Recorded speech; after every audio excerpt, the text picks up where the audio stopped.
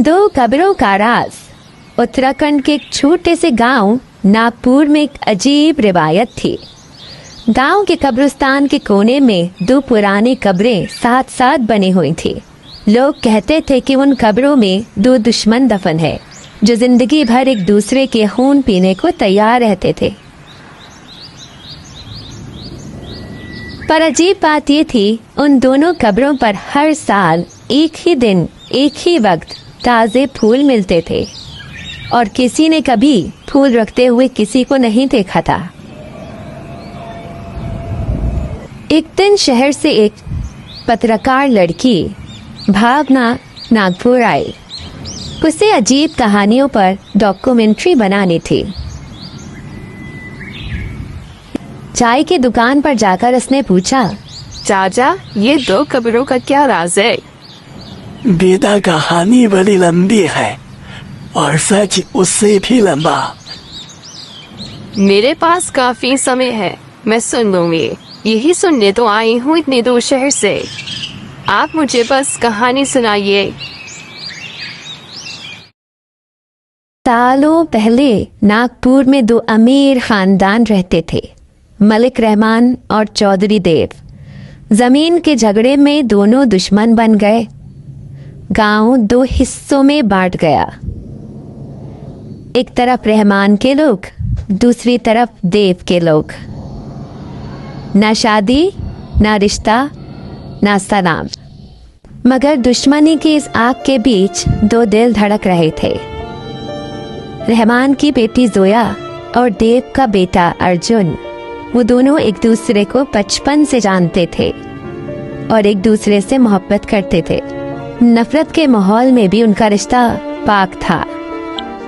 मैं जानती हूँ अर्जुन, हमारे घर वाले हमारी मोहब्बत को कभी कबूल नहीं करेंगे। अरे तुम क्यों चिंता करती हो, एक दिन दोनों घर मिलेंगे, तुम बेफिक्र हो जाओ। कुछ ही दिनों में रहमान ने अपनी ही बिरादरी के एक लड़के के साथ जोया का रिश्ता पक्का कर दिया। मैं जानता हूँ जोया, तुम ये शादी नहीं करना चाहती। मैं भी किसी और से शादी नहीं करना चाहता। कल रात हम पुराने बरगद के पास मिलेंगे जहाँ हम हमेशा मिलते आए हैं, और उसके बाद हम शहर चले जाएंगे जहाँ हम अपनी जिंदगी सुकून से गुजारेंगे। शायद तुम सही कहती हो, ये दुश्मनी हमें एक नहीं होने देगी। उस रात अंधेरा गहरा था। बरगद के नीचे दोनों मिले। अचानक उन्हें पीछे पुकारा। रहमान और देव दोनों अपने लोगों के साथ खड़े थे। गुस्से में बंदूक उठी और एक गोली चली, फिर दूसरी, फिर तीसरी।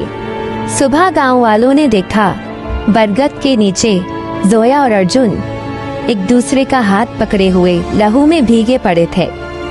किसी को नहीं पता चला गोली किसने चलाई।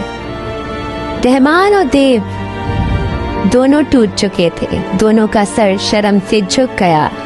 पहली बार दोनों ने एक दूसरे की आंखों में देखा और समझा कि उनके जिद ने बच्चों की जान ले ली। दोनों ने फैसला किया, उन्हें अलग नहीं, साथ दफन किया जाएगा।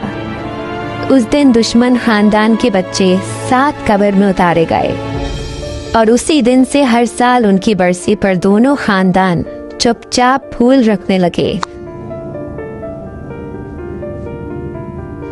लेकिन वक्त के साथ दोनों बुजुर्ग भी मर गए।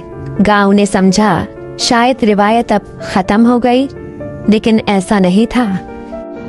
पर फूल आना बंद नहीं हुए, फूल आज भी आते हैं। पता नहीं कौन रखती जाता है, अब तो उनके खानदान में कोई भी जिंदा नहीं। भावना ने रात को कब्रिस्तान में कैमरा लगाया। उसने सोचा सच सामने आएगा और खुद कोने में छुप के खड़ी हो गई। रात 12 बजे धुंध छा गई। कैमरे में हल्की सी परछाई दिखी।